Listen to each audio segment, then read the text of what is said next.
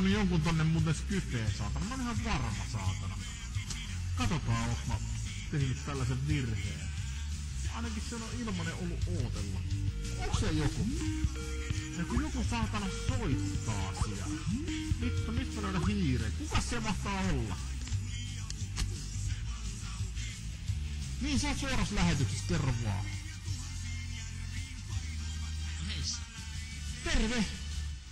Heissa. Mitä kuuluu? No ihan hyvä. Kiitos. Tässä Passi-radiota kuunnellut alusta lähtien. No se on ihan hienoa. Mistä päin sä soittelet? Helsingistä. Hesasta. Kyllä.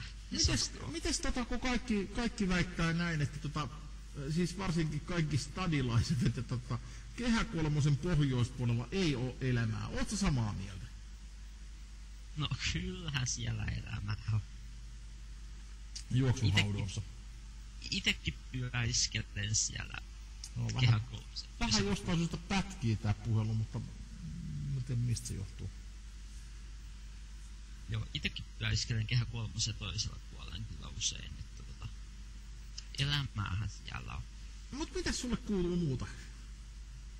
No, ihan hyvää, että tässä tosissaan Passi-radioa tarkoitus kuunnella vielä pitkän lyöhön siihen asti, kunnes päätät lopetella ja Meinaatko olla niin uskollinen kuuntelija, että meinasit kuunnella loppuun asti? Kyllä meinaan olla niin uskonnollinen kuuntelija. Ihan oikeesti? No kyllä. Sä oot ilmeisesti kuuntelet ensimmäistä kertaa tällä kertaa. Itse asiassa en. Aina kun sulla on tullut lähetys tässä puolen vuoden sisällä, niin oon kuunnellut kyllä, mutta aina ei ole jaksanut kuunnella loppuun. Niin sä tiedät sen, että tää saattaa kestää aamu 8. Kyllä, ihan tiedossa on. No mitäs jos käy niin ikävästi, että tää jatkuu kello ympäri? En mä semmoista kyllä lähde nyt veivaamaan, mutta on mulla kerran ollut semmonenkin homma. Itse asiassa parikin kertaa. 24 tuntia on ollut yksi lähetys ja 25 tuntia on ollut yksi lähetys ja ne ei oo kyllä terveitä lähetyksiä oikeesti ollut, se on niinku ihan totta. Joo, sitten katsotaan miten käy, että jaksaako kuunnella vai eikö jaksa kuunnella enää sitten loppuun asti.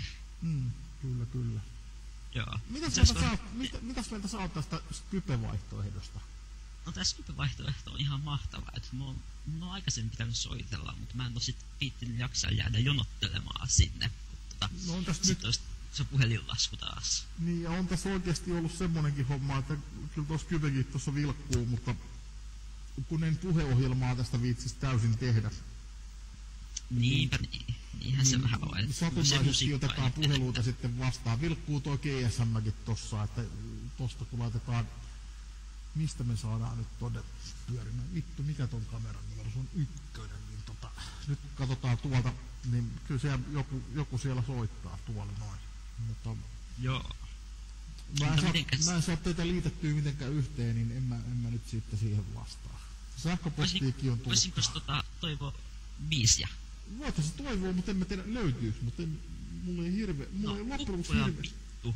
Kukkura vittu. Kyllä.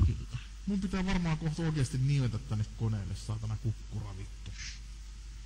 Joo. Ja saanko lähettää vielä terveisiä? Anna mennä vaan. Semmonen kuin Kone Tontsa kans täältä Helsingistä. Oot sä varma, että se kuuntelee?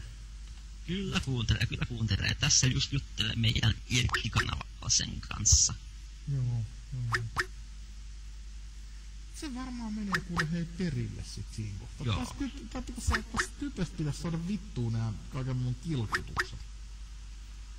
Joo. Mutta katos, jos löytyy kukkoja vittu ja laitat se jossain vaiheessa lähetystä, niin sitten ois tääkin lähetys täydellinen. Jees. Hei, katsotaan jos se kohta tosta löytys. Joo, selvä. Kiitos sulle puhelusta. Jees. Jep. Morjes. Oi. Näin se menee ja otetaan tosta toinen puhelu sisään. Kuka se mahtaa olla?